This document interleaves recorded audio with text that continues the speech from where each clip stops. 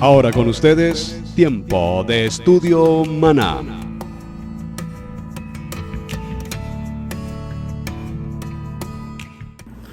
Hola, buenas tardes. Mi nombre es Carlos Mauro Salazar y hoy voy a tocar el Parashat de Matot, que comienza en números 30 hasta números 32-42.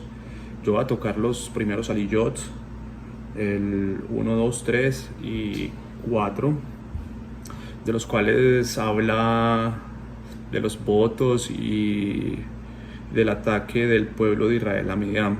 Entonces es un tema muy profundo. Lo que voy a tocar es algo sencillo pero interesante. Espero que pongan atención y entiendan el mensaje, y la profundidad del mensaje es bien especial. Bueno, voy a comenzar con la oración. Dice así: Baruch atah Adonai Hamevorach, Baruch atah Adonai Hamevorach leolam paed, Baruch atah Adonai Eloheinu melech olam asher baha banu mikol ha'amim benatan lanu et torato, Baruch atah Adonai noten haTorah. Bendito el Eterno, que es bendito. Bendito sea el Eterno, que es bendito por toda la eternidad. Bendito eres tú, nuestro Elohim, Rey del universo, que nos has elegido entre todas las naciones y nos has dado tu Torah. Bendito eres tú, Eterno, que das la Torah. Amén.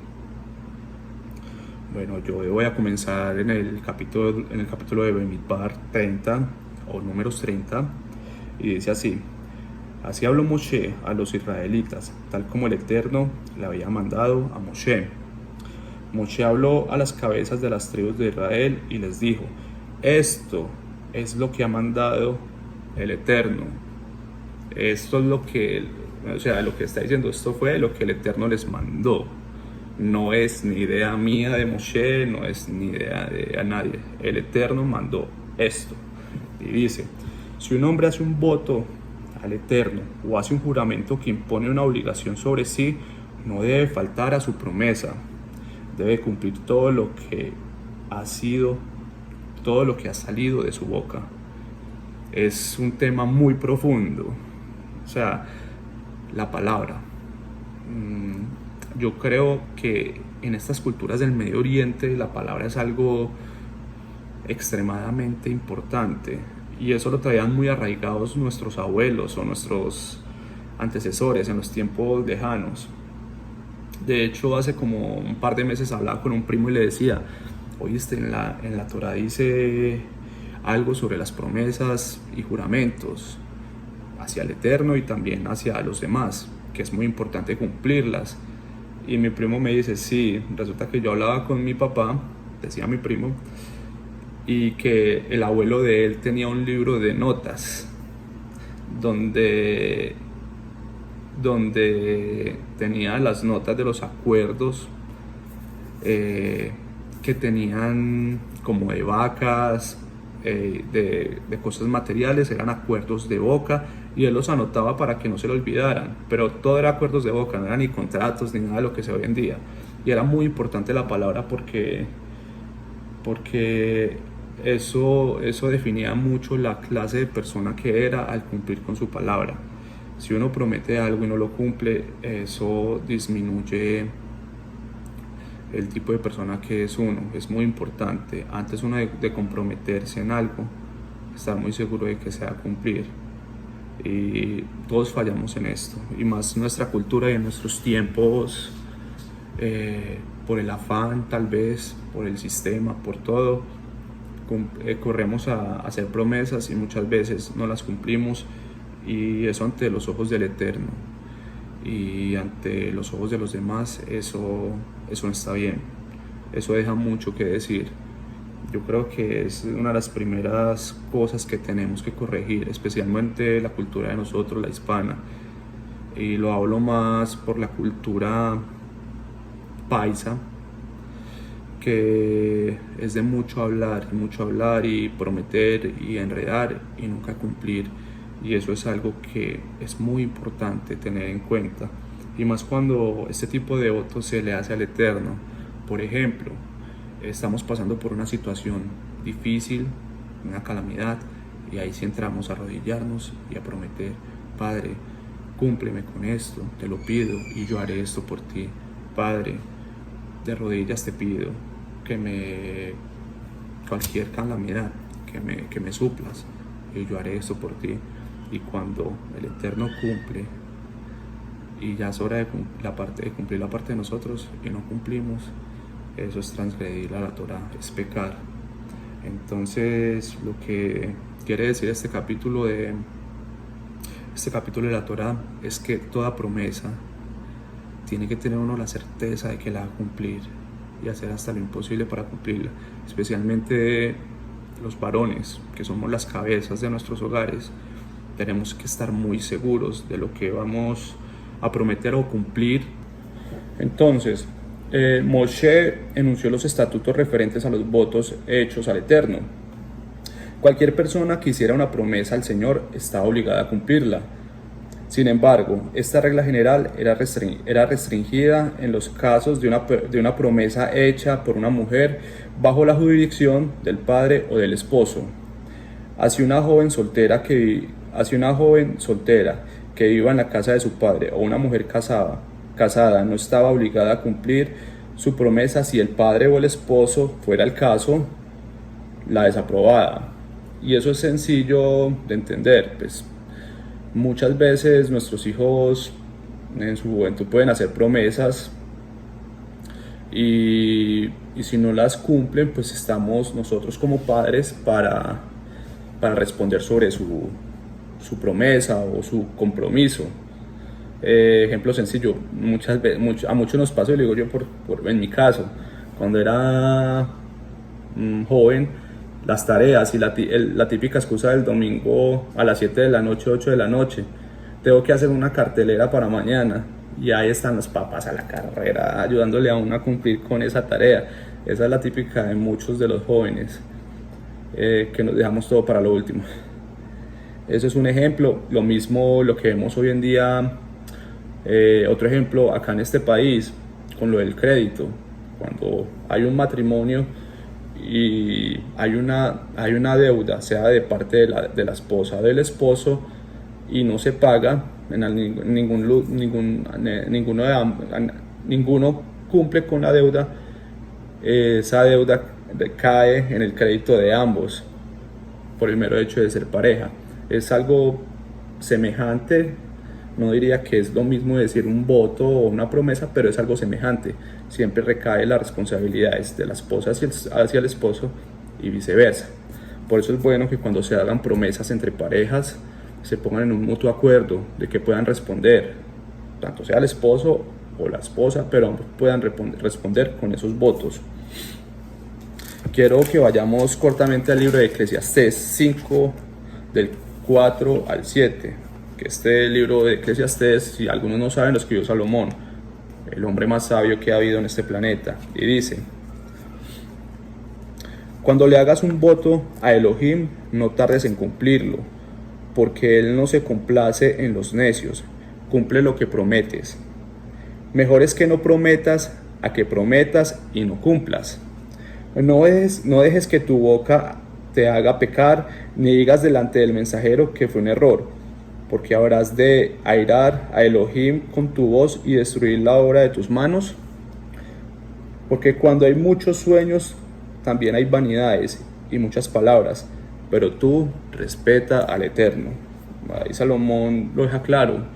Si uno no puede cumplir con una promesa, es mejor que no lo digas o no prometas. Sencillo, es algo tan sencillo que muchos pasamos por alto y debemos corregir en ese aspecto. Ahora sigo para la segunda parte.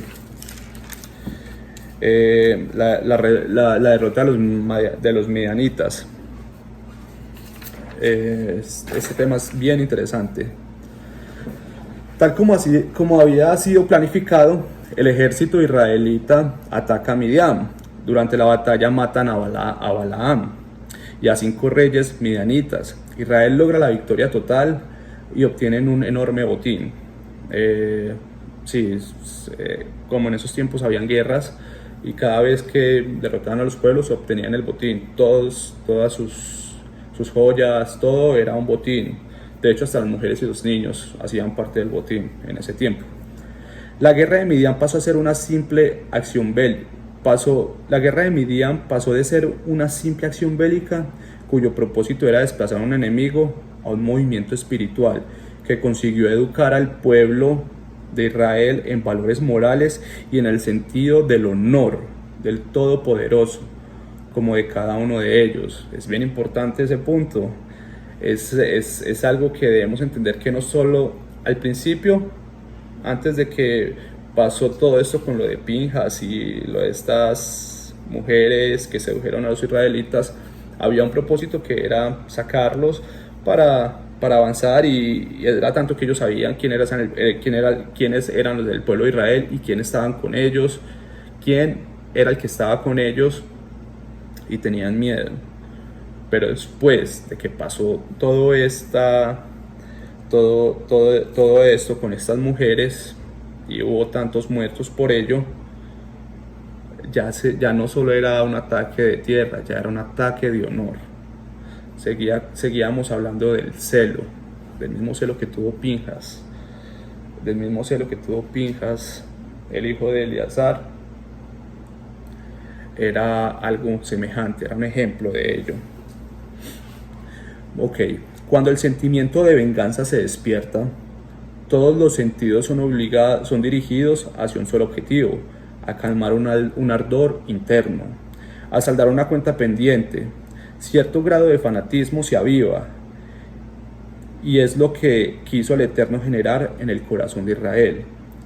Pues si consuman esa acción con pasión, la ganancia será que Israel incorporará en su naturaleza espiritual el rechazo a la promiscuidad, el aborrecimiento, a la idolatría y a todo lo que se parezca a esto. El Eterno quería mostrarles que esto era algo que había que aborrecer. Y es bien interesante cómo usó esta guerra, de los cuales se usaron 1000 de cada tribu, 12,000 hombres, bastantes. Y queríamos darles una enseñanza al pueblo. Entonces, el orgullo personal y del creador del universo es el mismo. Así lo señala uno de los sabios, Rashi. Por cuanto que se dispusieron en contra de Israel, se considera como si hubieran levantado en contra del Dios mismo. Todo el que se pone en contra de Israel se está levantando contra el Eterno mismo. Así que, hermanos, nuestro Eterno nos cuida y somos su pueblo, y todo el que se levante contra nosotros no sabe quién está con nosotros. Así que tengamos eso en nuestros corazones. El Eterno nos cuida y nos ama, pero tenemos que andar en regla con el Eterno, con corazones dispuestos a amarlo, a servirle y a obedecer, hermanos. Cada uno de nosotros debe considerarse representante del Eterno en este mundo. Si nuestro sentido espiritual y nuestros valores morales decaen, también nuestra consideración y estima hacia el Todopoderoso menguarán, y nuestra respuesta deberá centrarse en restablecer ese honor. Somos representantes del Eterno en la tierra, por eso a veces es tan duro ser apartado. Somos juzgados por familia, amigos y gente del mundo, que digamos a un punto de que nos señalan como fanáticos, como una variedad de cosas, fanáticos, legalistas, etcétera, etcétera. Entonces ser apartado es difícil, pero es porque somos representantes del Eterno acá en la tierra. La venganza es dulce cuando nos hace mejorar como seres humanos, cuando nos preocupamos en celar el nombre de quien nos ha dado todo. La venganza es dulce. Lo que hizo el pueblo de Israel contra los medianitas fue una venganza, era algo de honor. No solo era vamos a atacarlos por la tierra, esto se volvió algo personal. Nos hicieron pecar contra nuestro Eterno, entonces el honor de nuestro Eterno nos da para atacarlos y acabar con ellos. Se volvió en algo de honor, algo de celo. Ese mismo celo de Pinjas fue el mismo celo que tuvo el pueblo. Esos 12,000 hombres enviados a atacar a Midian fue un celo, fue restaurar el nombre del Eterno, porque hicieron pecar al pueblo y ellos son representantes del Eterno. Entonces no solo era ocupar una tierra o desplazar a esa gente, ya se volvió en algo personal, algo que el Eterno les quería mostrar, que el honor hay que hacerlo valer. Esta es la profundidad de esto. Entonces siempre tengamos presente que todas nuestras acciones tienen que darle honor a nuestro Creador, al que abre su mano y satisface nuestras necesidades, a nuestro Rey, a nuestro Eterno. Que nuestras acciones hablen para testificarlo a Él, porque Él nos amó tanto que nos mandó a Yeshua, a su Hijo, para poder injertarnos a nosotros como pueblo. Entonces, hermanos, siempre hagamos todo para restablecer el honor del Eterno y ser el mejor ejemplo. Así en este mundo nos vean como diferentes, nosotros sabemos muy claro cuál es nuestra identidad. Entonces, dentro del botín de guerra se encontraban instrumentos de tipo metal, recipientes, ollas, cucharas, metales preciosos. Muchos de estos metales que se podían pasar por el fuego se pasaban como en un acto de purificación o tevilá, o lo que le llamamos las leyes de kosherización y purificación. Muchas se sumergían al agua y se limpiaban. Es muy importante, o sea, no solo el acto de purificación se hace con nosotros mismos, sino con los utensilios. Así como los instrumentos de Midian debían retirarse el sabor impregnado de alimentos prohibidos, y después de sumergirlos en tevilá para purificarlo, lo mismo aplica en nuestra época. Y aun cuando no haya sospecha de que alguna provisión esté impregnada en las paredes del utensilio, de cualquier manera debían pasar por la inmersión ritual para purificación. Es muy importante, no solo con nosotros, sino con muchas de las cosas que podemos tener en nuestro hogar, pasarlo por tevilá. La tevilá no solo es para humanos, es para todo tipo de cosas cuando las traigamos a nuestro entorno. Por eso no es bueno tener estatuillas o cosas que no sepamos de dónde es la proveniencia. Todo ese tipo de cosas es mejor sacarlas y quemarlas, honestamente, o si es de uso necesario, pasarlas por tevilá. Se hace el acto de purificación no solo es por el aspecto espiritual, sino también de limpieza, bacterias y todo esto. Y bueno, este es el mensaje. Espero que hayan entendido el tema. No es un tema corto, pero es bien profundo. Aprendí mucho leyendo sobre este tema. Es bien especial como el pueblo también sintió celo. A lo último no se volvió en una batalla para conquistar un terreno, sino en algo de orgullo y en venganza por lo que le hicieron a los hijos de Israel. Mantengamos el honor del Eterno en pie, seamos obedientes y que el Eterno los bendiga y los proteja. Shalom.